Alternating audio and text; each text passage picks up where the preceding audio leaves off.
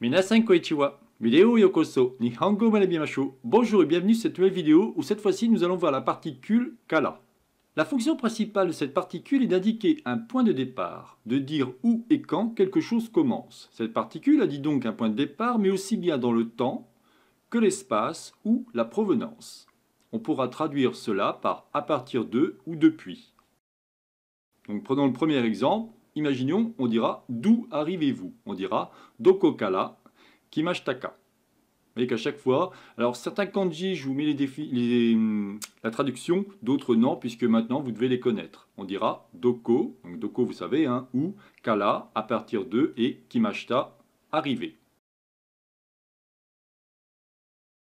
Prenons un autre exemple. Il y a une réunion à 5 heures. Alors, réunion se dit meetingu. Vous voyez, meetingu. Là, on est en katakana. Et évidemment, alimas, vous connaissez, il n'y a pas de problème. Et l'autre, c'est goji kara. On a bien l'heure. Je vous montre à chaque fois les petites vignettes, au cas où, pour vous reporter si vous avez besoin de comprendre, par exemple, l'heure, ou alors l'histoire de alimas et imas. Donc on dira goji kara meetingu ga alimas. Il y a une réunion à 5 heures.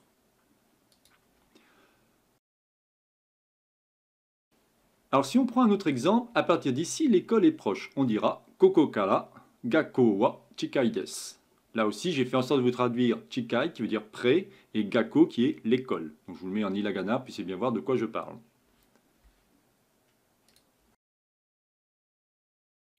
Autre exemple, le film commence à 8 heures. On dira ega wa achiji kara desu. Ega wa achiji kara desu. Là aussi, je vous ai traduit ega en hiragana. Mais bien, ega. Et ji, bien entendu, vous comprenez. Autre exemple, je suis venu de Tokyo en train en grande vitesse. Alors, le train à grande vitesse, très connu au Japon, on dit Shinkansen. Donc on dira Tokyo kara Shinkansen de ikimashita. Là, on va utiliser D, la particule D, puisque, évidemment, là, on dit je suis venu de Tokyo en train à grande vitesse. Rappelez-vous que le D, la fameuse particule D, a aussi d'autres fonctions. Donc on dira Tokyo kara Shinkansen de ikimashita. Cette particule peut aussi indiquer un lieu de transition. Elle indique le lieu au travers duquel se passe une action. On pourra dire par exemple, on voyait la mer par la fenêtre. On dira donc mado, alors ça c'est la fenêtre, hein, mado en japonais avec le kanji, kara umi, umi c'est la mer, ga miemashita. Donc ça fera mado kara umi ga miemashita. On dira donc mado kara umi ga miemashita. Vous savez qu'on peut dire mimas pour dire voir, mais on peut dire aussi miemas qui voudra dire plutôt apercevoir.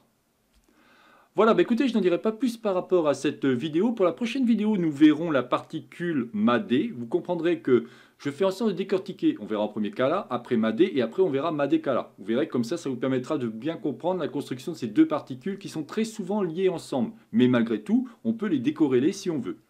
C'était donc la chaîne Japonais pour tous, réalisée par Jean-Michel. Si vous avez aimé cette vidéo, n'oubliez pas de liker ou tout simplement vous abonner à ma chaîne. Je vous souhaite une bonne journée et à la prochaine vidéo. Jamatane!